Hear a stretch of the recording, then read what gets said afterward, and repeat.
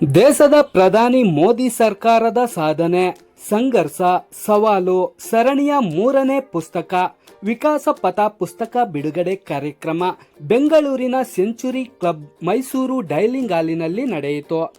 ಲೇಖಕರು ಶ್ರೀ ಪ್ರಕಾಶ್ ಶೇಷರಾಘವಾಚಾರ್ ಮತ್ತು ಪದ್ಮಶ್ರೀ ಪ್ರಶಸ್ತಿ ಪುರಸ್ಕೃತ ಪಾಂಡವಪುರ ಪುಸ್ತಕದ ಮನೆ ಅಂಕೇಗೌಡ, ಯಲಹಂಕ ಶಾಸಕರಾದ ಎಸ್.ಆರ್. ವಿಶ್ವನಾಥ್, ವಿಶ್ವವಾಣಿ ಪತ್ರಿಕೆಯ ಸಂಪಾದಕರು, ರಾಜಕೀಯ ವಿಶ್ಲೇಷಕರು ವಿಶ್ವೇಶ್ವರ ಭಟ್ಟರು, ಕೇಶವ ಪ್ರಸಾದ್ ರವರು ವಿಕಾಸ ಪಥ ಪುಸ್ತಕ ಬಿಡುಗಡೆಗೊಳಿಸಿ ಮಾತನಾಡಿದರು.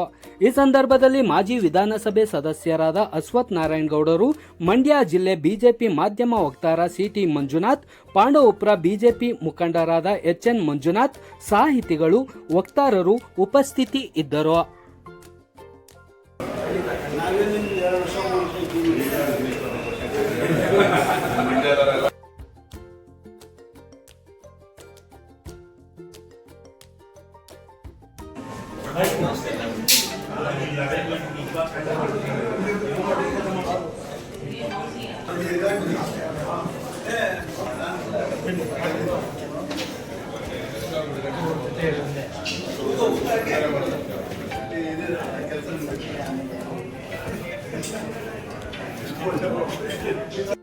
ಅಂಕೇಗೌಡರು ಪದ್ಮಶ್ರೀ ಪ್ರಶಸ್ತಿ ಪುರಸ್ಕೃತರು.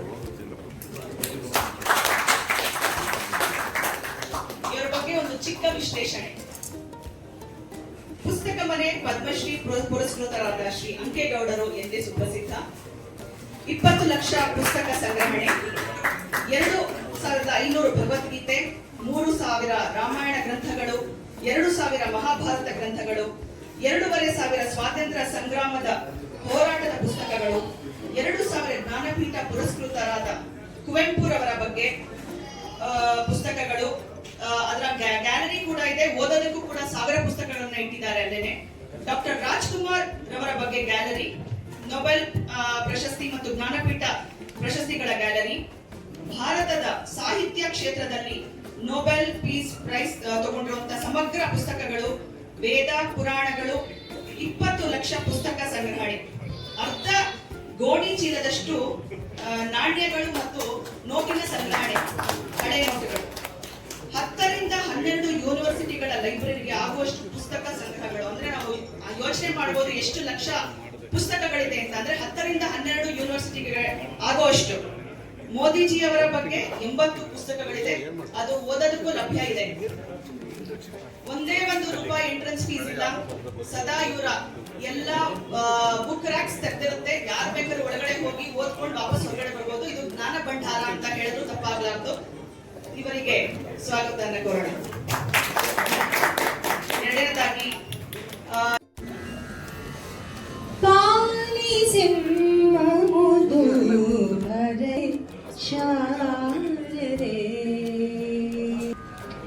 ಅಕ್ಷರ ಅಕ್ಷಿಕವಾಣಿನ ಕುಕ್ಷಿಯೋಡಿರೆ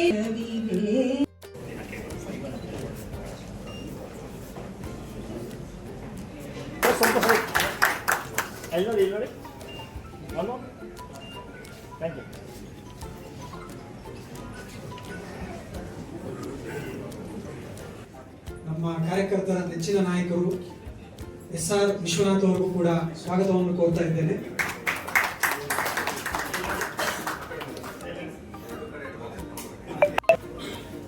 ವಿಶ್ವವಾಣಿ ಪತ್ರಿಕೆಯ ಸಂಪಾದಕರು ಹಾಗೂ ರಾಜಕೀಯ ವಿಶ್ಲೇಷಕರು ವಿಶ್ವೇಶ್ವರ ಭಟ್ಟರಿಗೆ ಕಾರ್ಯಕ್ರಮಕ್ಕೆ ಸ್ವಾಗತವನ್ನು ಕೋರ್ತಾ ಇದ್ದೇನೆ.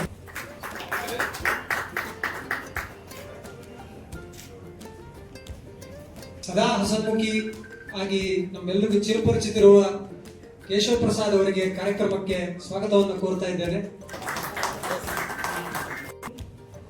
ಕಳೆದ 30 ವರ್ಷಗಳಿಂದ ಭಾರತೀಯ ಜನತಾ ಪಾರ್ಟಿಯ ವಿವಿಧ ಜವಾಬ್ದಾರಿಗಳನ್ನು ನಿರ್ವಹಿಸಿ ಮಾಧ್ಯಮದ ಸಂಚಾಲಕರಾಗಿ ಮಾಧ್ಯಮದ ಹಲವಾರು ಜವಾಬ್ದಾರಿಗಳನ್ನು 20-25 ವರ್ಷಗಳನ್ನು ನಿರ್ವಹಿಸಿ ಈಗ ಬಿಜೆಪಿ ರಾಜ್ಯ ವಕ್ತಾರರಾಗಿ ಹಾಗೂ ಈ ವಿಕಾಸ ಪಥ ಪುಸ್ತಕದ ಲೇಖಕರು ಶ್ರೀ ಪ್ರಕಾಶ್ ಶೇಷರಾಘವಾಚಾರ್ ಅವರಿಗೆ ಸ್ವಾಗತವನ್ನು ಕೋರುತ್ತೇನೆ. ಹಾಗೆ ವೇದಿಕೆಯ ಮುಂಭಾಗ ಸತೀಶ್ ಅಣ್ಣ ಸ್ವಲ್ಪ ಈ ಕಡೆ ಬಣ್ಣ ಈ ಕಡೆ ಬನ್ನಿ ಶಿವ ಬಂದ್ಬಿಡಿ ಶಿವ ಅವ್ರು ಎತ್ತುತ್ತೆ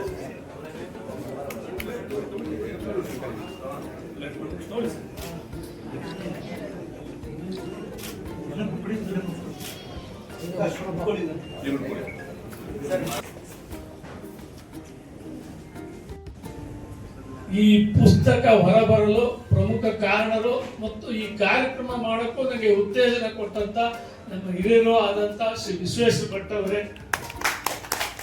ನನ್ನ ಆತ್ಮೀಯ ಸ್ನೇಹಿತರು, ಯಲಹಂಕದ ಶಾಸಕರು, ಕಳೆದ 30 ವರ್ಷದಿಂದ ನಾವು ಒಟ್ಟಿಗೆ ಬಿಜೆಪಿ ಕೆಲಸ ಮಾಡ್ತಾ ಇದ್ವಿ, SR ವಿಶ್ವನಾಥ್ ಅವರೇ, ಹಾಗೇನೆ 1976ನೇ ಇಸ್ವಿಯಿಂದ ನನಗೆ ಕೇಶವ ಪ್ರಸಾದ್ ಅವರು ಪರಿಚಿತರು. ನಾವಿಬ್ರು ಶಾಖೆಗೆ ಹೋಗ್ತಾ ಇದ್ದಂಥವ್ರು. ಇವತ್ತು ಅವರು ವಿಧಾನ ಪರಿಷತ್ ಸದಸ್ಯರಾಗಿ ಅತ್ಯುತ್ತಮವಾಗಿ ಕಾರ್ಯ ಮಾಡ್ತಾ ಇದ್ದಾರೆ. ಅವರು ಕೂಡ ಈ ಕಾರ್ಯಕ್ರಮಕ್ಕೆ ಬಂದಿದ್ದಾರೆ. ಅವರು ಕೂಡ ನಾನು ಹೃದಯಪೂರ್ವಕವಾಗಿ ಅಭಿನಂದಿಸ್ತೀನಿ. ಪುಸ್ತಕ ಬರೆಯಕ್ಕೆ ಕಾರಣ ಅಂದ್ರೆ ಕೋವಿಡ್ ಟೈಮಲ್ಲಿ ನನಗೆ ವಿಠಲ್ ಮೂರ್ತಿ ಅಂತ ನಮ್ಮ ಒಬ್ಬ ಪತ್ರಕರ್ತರಿದ್ದಾರೆ. ಅವರು ಒತ್ತಾಯ ಮಾಡಿದ್ರು, ಅಣ್ಣ ಬರೀ ಲೇಖನಗಳು ಮನೇಲಿ ಹೆಂಗೂ ಇರ್ತೀಯಲ್ಲ, ಬೇರೆ ಬೇರೆ ವಿಚಾರಗಳ ಬಗ್ಗೆ ಎಲ್ಲ ಬರೀ. ನಾನು ಅದನ್ನ ಆಯ್ತು ಪುಸ್ತಕ ಮಾಡ್ಬೇಕು ಅಂತ ಆತ ಒತ್ತಾಯನೂ ಮಾಡಿದ್ರು.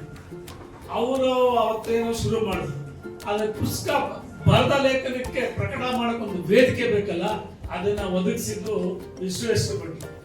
ನನ್ನ ಯಾವುದೇ ಲೇಖನವನ್ನು ತಿರಸ್ಕರಿಸದೆ ಕೊಟ್ಟ ಎಲ್ಲ ಲೇಖನಗಳು ಯಾವುದೇ ಶಬ್ದವನ್ನು ಕೂಡ ಅದರಿಂದ ಎಡಿಟ್ ಮಾಡಿದ್ರೆ ಅದಷ್ಟು ಬಂದು ನಾವು ಸಾವಿರಾರು ಜನಕ್ಕೆ ಅದನ್ನ ಹಂಚ್ಕೊಂಡು ಒಂದಷ್ಟು ನಾನೂ ಬರೀತೀನಿ ಅಂತ ಕೆಲವ್ರಿಗಂತೂ ಗೊತ್ತಾಗುವಂಗೆ ಮಾಡಿದಂತವ್ರು ವಿಶ್ವೇಶ್ವರ ಭಟ್ಗೆ ಎಷ್ಟು ಕೃತಜ್ಞತೆಗಳು. ನಗರ ಅಧ್ಯಕ್ಷ ಆಗಿದ್ರು.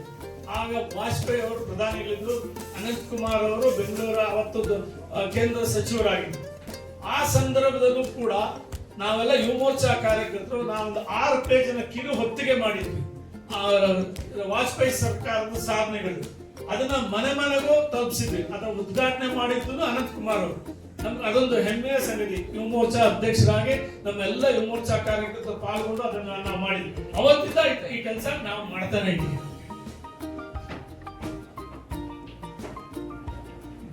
ನನಗನ್ಸೋದು ಪ್ರತಿಯೊಬ್ಬ ನಾಯಕರು ಕೂಡ, ಲೋಕಸಭಾ ಸದಸ್ಯರಿರ್ಬೋದು, ಶಾಸಕರಿರ್ಬೋದು, ಬೇರೆ ಬೇರೆ ಜನಪ್ರತಿನಿಧಿಗಳಿರ್ಬೋದು, ಬಿಜೆಪಿಯ ಕಾರ್ಯಕರ್ತರಿರ್ಬೋದು, ಪ್ರತಿಯೊಂದು ಸಂದರ್ಭದಲ್ಲೂ ನಮ್ಮ ಸರ್ಕಾರದ ಸಾಧನೆಗಳ ಬಗ್ಗೆ ಜನಕ್ಕೆ ಮನವರಿಕೆ ಮಾಡಿಕೊಳ್ಳುವಂತ ಬಹಳ ಮುಖ್ಯವಾದ.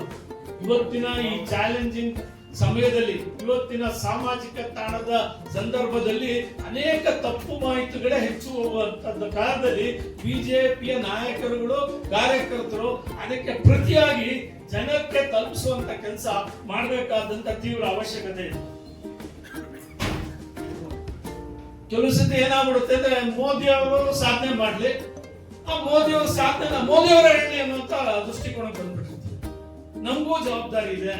ನಾವು ಹೇಳ್ಬೇಕು, ಅವ್ರು ಮಾಡಿದ ಕೆಲಸನ ಅವರಿಂದ ಇವತ್ತು ದೇಶದಲ್ಲಿ ಬದಲಾವಣೆ ಆಗ್ತಿದೆ. ಅವರಿಂದ ಒಬ್ಬ ವ್ಯಕ್ತಿ ಅಂತ ಹೇಳ್ತಾರೆ, ಆ ಸರ್ಕಾರದಿಂದ ಹೇಳ್ತಾರೆ ಒಳ್ಳೇದಾಗ್ತಿದೆ, ದೇಶಕ್ಕೆ ಒಳ್ಳೇದಾಗ್ತಿದೆ, ಸಮಾಜಕ್ಕೆ ಒಳ್ಳೇದಾಗ್ತಿದೆ. ಅದನ್ನ ನಾವು ಜನಕ್ಕೆ ತಲುಪಿಸೋದು ನಮ್ಮ ಕರ್ತವ್ಯ ಅಂತ ನಾವು ತಿಳ್ಕೋಬೇಕು. ಅದನ್ನ ನಾವು ಮಾಡಬೇಕಾದಂತ ಅವಶ್ಯಕತೆ ಚೆನ್ನಾಗಿದೆ. ಒಳ್ಳೆ ಭಾಷಣಕಾರನಲ್ಲ, ಅದು ನಿಮ್ಮ ಜೊತೆ ಇಂಥ ಒಂದು ಸಂದರ್ಭ ಬಂದು ಈ ಒಂದು ವಿಷಯವನ್ನು ಹಂಚಿಕೊಳ್ತಾ ಇರೋದೇ ನನ್ನ ಖುಷಿ.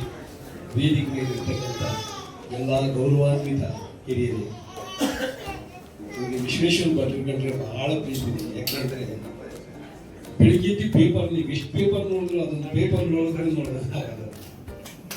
ಇದು ನಿಜವಾದ ವಿಷಯ. ಅಂತರ್ಗತವಾಗಿ ನಮ್ಮ ಅಣ್ಣರಿದ್ದಾರೆ, ಬಾಂಡು ಬಂದು ನನಗೆ ಆ ಪೇಪರ್ ಸಿಗೋದಿಲ್ಲ.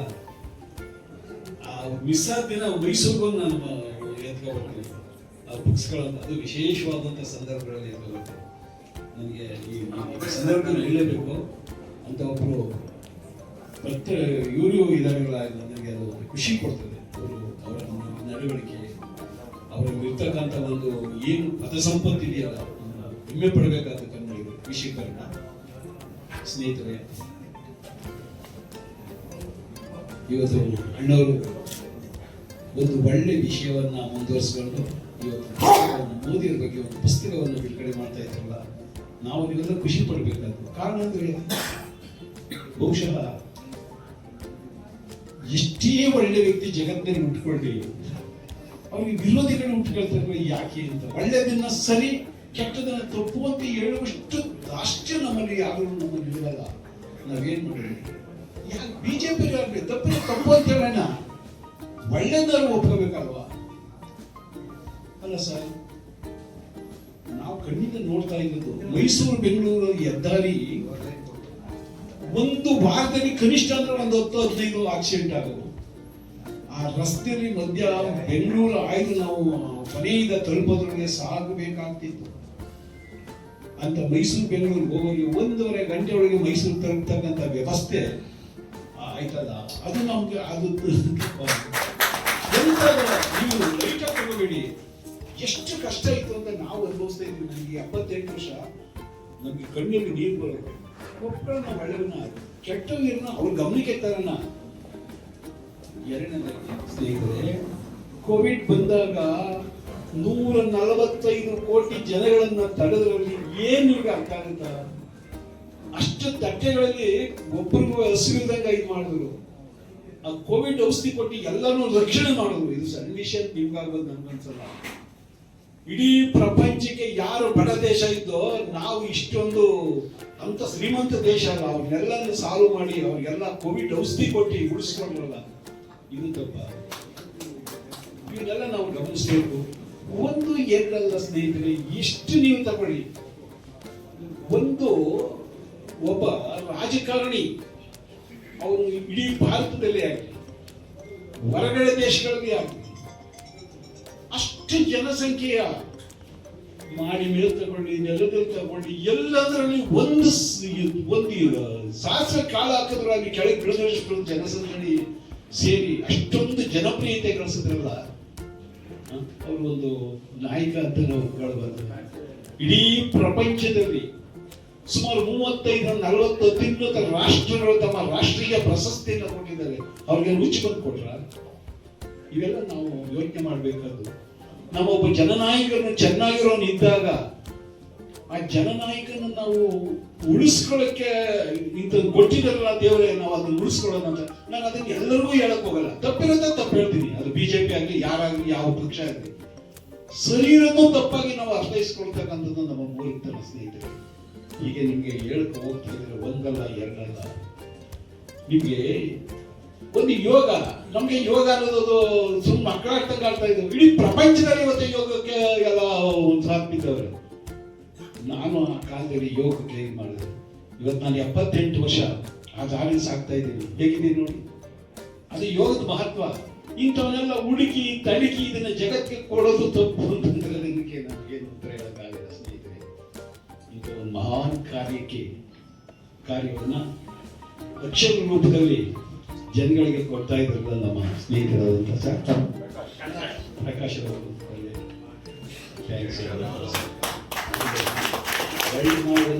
ಒಂದು ಜೀವನದಲ್ಲಿ ಒಂದು ಕಲಿಯೋಣ ಸರ್. ಅದು ಯಾವ ಪಕ್ಷ ಅದನ್ನೆಲ್ಲ ಹೊರಿಕಾಕೋಣ.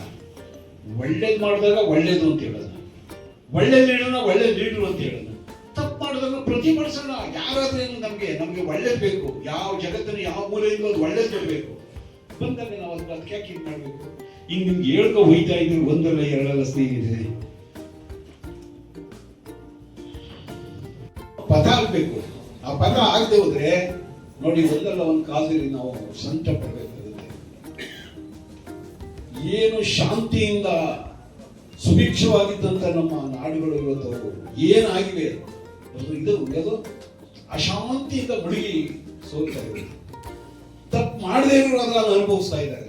ಯಾರು ಕೆಲವರಿಲ್ಲ ಅಂತ ದಿಕ್ಕಿನಲ್ಲಿ ನಮ್ಮನ್ನ ಈ ಒಂದು ಯುದ್ಧದ ಒಂದು ಸನ್ನಿವೇಶದಿಂದ ನಮ್ಮನ್ನೆಲ್ಲ ಪಾರು ಮಾಡಿ ನಮ್ಮ ಮನೆಗಳಲ್ಲಿ ನೆಮ್ಮದಿಯಿಂದ ಜೀವನ ಮಾಡೋದಕ್ಕೆ ಅವಕಾಶ ಮಾಡಿಕೊಟ್ಟಿದ್ರಲ್ಲ ಮೋದಿಯವರು. ಇನ್ನೇನು ಬೇಕು ಸರ್ ನಮ್ಗೆ? ನೋಡಿ, ನೀವು ಓದಿ, ಎಂತೆಂಥ ದೇಶಗಳು ಬೇಕಾದಷ್ಟು ಅವರ ತಡ ಆಯ್ತು, ನೆಮ್ಮದಿ ಇಲ್ಲ. ನಾವಿವತ್ತು ನಮ್ಮ ಮನೆಗಳಲ್ಲಿ ನೆಮ್ಮದಿಯಿಂದ ಬದುಕ್ತಾ ಇದ್ದೀವಿ. ಆ ದಿಕ್ಕಿನಲ್ಲಿ ನಾವು ನಡೀತಾ ಇದ್ದೀವಿ. ಅದಕ್ಕೆ ನಮ್ಗೆ ಮತ್ತೊಂದು ಟಾನಿಕ್ ಅನ್ನ ಅಣ್ಣವರು ಕೊಡ್ತಾ ಇದ್ದಾರೆ. ಅದನ್ನ ನಾವೆಲ್ಲ ಓದೋಣ. ಅವರಿಗೆ ಮತ್ತೊಂದು ಇನ್ನೊಂದು ಅತ್ಯುತ್ತಮವಾದ ಕೃತಿ ಬರೋದಕ್ಕೆ ಒಂದು ಅವಕಾಶವನ್ನು ಮಾಡ್ಕೊಳ್ಳೋಣ. ಸರ್, ನಾನು ಹಳ್ಳಿಯ ಇದೆ ಸರ್. ನಮ್ಮ ತಂದೆ 2 ಎಕರೆ ಭೂಮಿ ಇಟ್ಟಿರೋದು. ಏನೋ ಕಲಿತೆ. ನಂದು ಏನೋ ಒಂದು ಆಸೆ, ಈ ಜಗತ್ತಿಗೆ ನಾನು ಏನಾದ್ರು ಮಾಡಬೇಕು ಅಂತ ತುಡಿತ. ನಾನು ಏನ್ ಮಾಡಿದೆ ನೋಡಿದೆ, ಈಗ ಈ IAS, KS ಯಾವ್ದು ಎಕ್ಸಾಮ್ ತಗೊಳ್ಳಿ ಪುಸ್ತಕಗಳೇ ಇರ್ತಿರ್ಲಿಲ್ಲ ಆ ಕಾಲದಲ್ಲಿ. 1965-70 ಅಂತ ಒಂದು ಸನ್ನಿವೇಶ. ನಾನು ಯಾಕೆ ಈ ಗ್ರಂಥಗಳನ್ನ ಇದು ಮಾಡಬಾರ್ದು? ಅವನು ನಮ್ಮ ವಿದ್ಯಾರ್ಥಿಗಳಿಗಾಗ್ಬೋದು, ಎಲ್ರಿಗೂ ಓದೋರಿಗೆ ಅದನ್ನ ಯಾಕೆ ಸಪ್ಲೈ ಮಾಡಬಾರ್ದು? ಎರಡನೇದಾಗಿ ಇಡೀ ಜಗತ್ತಲ್ಲಿ ಏನು ಜ್ಞಾನ ಇದೆ ಅದನ್ನು ಒಂದೇ ಸೂರ್ಯರಲ್ಲಿ ತರಬೇಕು, ಹಣ ಮಾಡೋದಕ್ಕಲ್ಲ. ಇವತ್ತು 20 ಲಕ್ಷ ಪುಸ್ತಕಗಳ ಒಬ್ಬ ವ್ಯಕ್ತಿ ಯಾರಿಂದೂ ₹1 ಸಂಗ್ರಹ ಮಾಡ್ತಾನೆ. ಒಂದು ಎಂಟ್ರೆನ್ಸ್ ಫೀಸ್ ಇರೋ ಮೆಂಬರ್ಶಿಪ್ ಇಲ್ಲ ಸ್ನೇಹಿತರೆ. ಪ್ರಾಮಾಣಿಕವಾಗಿ ಹೇಳ್ತೀನಿ, ನಾನು ಮಲಗೋದು 1 ಗಂಟೆ. ಯಾಕೆಂದ್ರೆ ಇದನ್ನು ಉಳಿಸೋಣ, ಏನಾರ ಮಾಡಿ ನಮ್ಮ ಮುಂದೆ ತಲೆಮಾರುಗಳನ್ನು ಸಾಗಿಸೋಣ ಅಂತ. ಅಷ್ಟೇ ಅಲ್ಲ, ಅಷ್ಟಾಗಿದ್ರೆ ಪರವಾಗಿಲ್ಲ. ನನಗೆ ಮಂಡಿ ನೋವು, ಸ್ನೇಹಿತರು ಗೊತ್ತಾಗಿರ್ಬೋದು. ಒಂದು ಬಕೆಟ್ ನೀರು ಇಟ್ಕೊಂಡು ನಾನೇ ಅಲ್ಲೇ ತಗೊಳ್ಕೊಂಡು ನೆಲ ಒರೆಸ್ಕೊಂಡು ಇದನ್ನು ಓದಿಸ್ತಾ ಇದ್ದೀನಿ. 20ರಲ್ಲಿ 10ಕ್ಕಿಂತ ಜಾಸ್ತಿ 10 ಲಕ್ಷ ಪುಸ್ತಕಗಳು ಇನ್ನು ನೆಲದ ಮೇಲೆ ಇವೆ. ಆ ಮಳೆ ಬಂದಿನ ನಮ್ಮನ್ನು ಹೇಳಿಕ್ಕೆ ಅಸಾಧ್ಯ.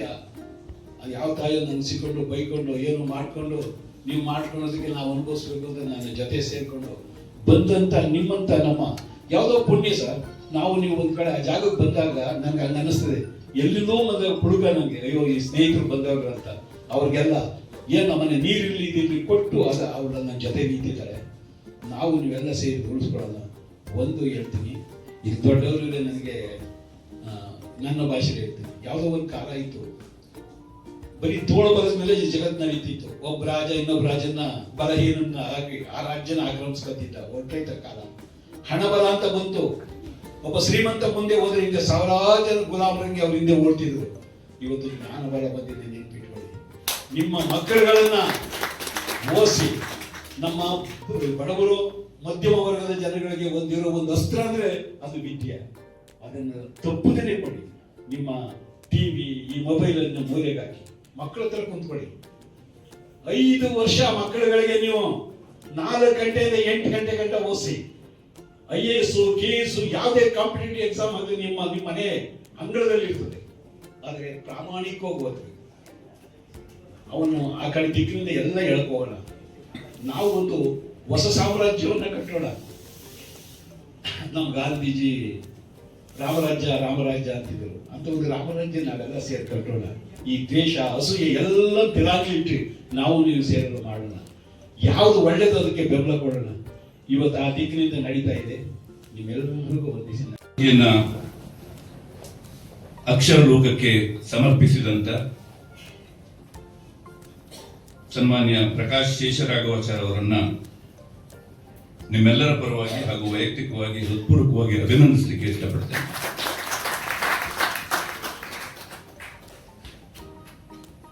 ಪ್ರಕಾಶ್ ಅವರ 3ನೇ ಕೃತಿ ಇದು. ನಾನು ಮೊದಲ ಕೃತಿಯ ಬಿಡುಗಡೆಗೂ ಕೂಡ ನಾನು ಆಗಮಿಸಿದ್ದೆ. ಮೊದಲ ಕೃತಿಯ ಕೆಲವು ಲೇಖನಗಳನ್ನು ನಮ್ಮ ಪತ್ರಿಕೆಯಲ್ಲಿ ಪ್ರಕಟ ಮಾಡಿದ್ವಿ. ಈ ಕೃತಿಯ ಬಹುತೇಕ ಲೇಖನಗಳು ವಿಶ್ವವಾಣಿಯಲ್ಲಿ ಪ್ರಕಟ ಆಗಿರುವಂಥದ್ದು. ನಾನು ಇದನ್ನ ಅವರು ಹಠಕ್ಕೆ ಬಿದ್ದು ಬರೆದರೆ ನಾನು ಇದು ಹಠಕ್ಕೆ ಬಿದ್ದು ನಾನು ಅದನ್ನ ಪ್ರಕಟ ಮಾಡಿದ್ದೇನೆ. ಒಂದರ್ಥದಲ್ಲಿ ಮೊದಲ ಓದುಗ, ಕೃತಿಯ ಬರೆದ ನಂತರ ಮೊದಲ ಓದುಗ ನಾನೇನೆ. ಇದಕ್ಕೆ ನಾನು ಯಾಕೆ ಹಠಕ್ಕೆ ಬಿದ್ದು ಇದನ್ನು ಪ್ರಕಟಿಸಿದೆ ಅಂತಂದ್ರೆ, ರಾಜಕೀಯ ಪಕ್ಷಗಳಲ್ಲಿ ಇವತ್ತು ಮಾತಾಡುವವರ ಸಂಖ್ಯೆ ಜಾಸ್ತಿ ಆಗಿದೆ, ಬರೆಯುವವರ ಸಂಖ್ಯೆ ಬಹಳ ಕಡಿಮೆ ಆಗ್ತಿದೆ. ಎಲ್ಲರೂ ಕೂಡ ಫೇಸ್ಬುಕ್ ಬರಹಗಾರರೇ ಆಗ್ತಿದ್ದಾರೆ. ಫೇಸ್ಬುಕ್ ನಲ್ಲಿ ಚೆನ್ನಾಗಿ ಬರೆದರೂ ಕೂಡ ಪರವಾಗಿಲ್ಲ. ನಾವು ಎಷ್ಟೋ ಲೇಖನಗಳನ್ನ ಫೇಸ್ಬುಕ್ ನಲ್ಲಿ ಬಂದಿದ್ದನ್ನು ನೋಡಿ ನಾನು ತಗೊಂಡು ಅದನ್ನು ಪತ್ರಿಕೆಯಲ್ಲಿ ಪ್ರಕಟ ಮಾಡಿದ್ದು ಕೂಡ ಉಂಟು. ಆದ್ರೆ ಬಹುತೇಕ ಬರಹಗಾರರು RIP ಬರಹಗಾರರು. ನಾನು ಅವರನ್ನ ರೆಸ್ಟ್ ಇನ್ ಪೀಸ್ ಬರಹಗಾರರು ಅಂತ ಕರೀಲಿಕ್ಕೆ ಇಷ್ಟಪಡ್ತೀನಿ. ಯಾರು ತೀರ್ಕೊಳ್ಳಿಕ್ಕೆ ನೋಡ್ತಾ ಇರ್ತಾರೆ ತಕ್ಷಣ ಹೋಗಿ ಒಂದು RIP ಅಂತ ಹಾಕ್ತಾರೆ ಅಥವಾ ಓಂ ಶಾಂತಿ ಅಂತ ಹೇಳ್ತಾರೆ. ಈ ಓಂ ಶಾಂತಿ ಮತ್ತು RIP ಬರಹಗಾರರಿಗಲ್ಲ, they are very dangerous, very very dangerous. ಯಾಕೆಂದ್ರೆ ಅವರು ಅದಕ್ಕಿಂತ ಹೆಚ್ಚಿಗೆ ಏನನ್ನೂ ಬರೆಯಲ್ಲ. ಈ ಓಂ ಶಾಂತಿ ಹಾಕೋದ್ರಿಂದ ಇದೆಯಲ್ಲ, ಅದರಿಂದ ಏನು ಪ್ರಯೋಜನ ಇಲ್ಲ. ನಮ್ಮ ಅಭಿಪ್ರಾಯವನ್ನಷ್ಟೇ ಅಲ್ಲಿ ಹೇಳ್ಬೋದೇ ಹೊರತು ಅದರ ಬದಲು ಸತ್ತವರ ಬಗ್ಗೆ ಒಂದು 2 ಒಳ್ಳೆ ಮಾತುಗಳನ್ನ ಹೇಳಿದ್ರು ತುಂಬಾ ಚೆನ್ನಾಗಿರುತ್ತೆ. ಅವರ ಜೊತೆಗಿನ ನಮ್ಮ ಒಡನಾಟವನ್ನು ಸ್ಮರಣೆ ಮಾಡಿಕೊಂಡ್ರು ತುಂಬಾ ಚೆನ್ನಾಗಿರುತ್ತೆ. ಇವತ್ತು ರಾಜಕೀಯ ಪಕ್ಷದಲ್ಲಿ ನಾನು ಬಿಜೆಪಿ ಅಥವಾ ಕಾಂಗ್ರೆಸ್ ಅಂತ ಹೇಳಿದ್ರೆ ಎಲ್ಲಾ ಪಕ್ಷಗಳಲ್ಲೂ ಕೂಡ ಹಾಗೆ ಇವತ್ತು ಬರಹಗಾರರ ಸಂಖ್ಯೆ ಬಹಳ ಕಡಿಮೆ ಆಗಿಬಿಟ್ಟಿದೆ. ಅವರದ್ದೇ ಪಕ್ಷದಲ್ಲಿ ಹಿರಿಯ ನಾಯಕರು ತೀರ್ಕೊಂಡ್ರೆ ಮರುದಿವಸ ಪತ್ರಿಕೆಯನ್ನ ನಡೆಸುವವರಿಗೆ ನಾವು ಬಹಳ ಕಷ್ಟ ಆಗತ್ತೆ ಅಂತ. ಬಿಜೆಪಿ ಅದೊಬ್ಬ ನಾಯಕರು, ಕಾರ್ಯಕರ್ತರು, ಶಾಸಕರು ಎಂದು ತೀರ್ಕೊಂಡಾಗ ನಾನು ಆ ಪಕ್ಷದ ನಾಯಕರನ್ನ ಭೇಟಿ ಮಾಡಿದ್ರೆ, ಫೋನ್ ಮಾಡಿ ಒಂದು ಲೇಖನವನ್ನ ಬರ್ಕೊಡ್ತೀರಾ ಅಂತ ಕೇಳಿದ್ರೆ ಎಂತೆಂತ ಉತ್ತರಗಳು ಬಂದಿದೆ ಅಂತ ನಿಮ್ಗೆ ಹೇಳಿದ್ರೆ ಆಶ್ಚರ್ಯ ಆಗಬಹುದು ಅಂತ. ಸರ್, ನೀವೇ ಬರ್ಕೊಂಡು ಬಿಡಿ, ನನ್ನ ಹೆಸರು ಹಾಕ್ತೀರಿ. ಅಥವಾ ನಾಯಕರು, ಅವರು ನಾವು ಹೆಸರಿಡ್ಲಿಕ್ಕೆ ಇಷ್ಟಪಡಲ್ಲ, ಅವ್ರು ಹೇಳಿದ್ರು ನಾನು ತುಂಬಾ ಬರಿಬಹುದು ಅವ್ರ ಬಗ್ಗೆ, ಅವರು ತುಂಬಾ ದುಃಖಿತನಾಗಿದ್ದೀನಿ, ನನಗೆ ಹೃದಯ ಒಡೆದೋಗಿದೆ ಅಂತ ಬರೀರಿ ಅಂತ ಹೇಳಿದ್ರು. ನಾನೇನಾದ್ರೂ ಅದನ್ನು ಹಾಗೆ ಬರೆದಿದ್ದರೆ ಓದುಗರ ಹೃದಯ ಖಂಡಿತವಾಗಿ ಒಡೆದೋಗ್ತಿತ್ತು ಅಂತ. ನಾನು ಯಾಕೆ ಈ ಮಾತನ್ನು ಹೇಳ್ತಾ ಇದ್ದೀನಿ ಅಂತಂದ್ರೆ, ಇವತ್ತು ರಾಜಕಾರಣಿಗಳ ಹತ್ರ, ರಾಜಕೀಯ ಪಕ್ಷದಲ್ಲಿ ಇದ್ದವರ ಹತ್ರ ಬರೆಸುವಂಥದ್ದು ಬಹಳ ಕಷ್ಟ ಆಗಿದೆ ಅಂತ. ಯಾರು ಬರೆಯೋದೇ ಇಲ್ಲ. ಹಿಂದೆಲ್ಲ ಹೇಗಿದ್ರು, ನೀವು ಸ್ವಾತಂತ್ರ್ಯ ಪೂರ್ವಕ್ಕಿಂತ ಮುಂಚೆ ಅಥವಾ ಸ್ವಾತಂತ್ರ್ಯ ಪಡೆದ ನಂತರ ನಮ್ಮಲ್ಲಿ ಎಲ್ಲರೂ ಕೂಡ ರೈಟರ್ಸ್ ಆಗಿದ್ರು. ನೆಹರು ಅವರು ರೆಗ್ಯುಲರ್ ಆಗಿ ಲೇಖನಗಳನ್ನ ಬರೀತಾ ಇದ್ರು.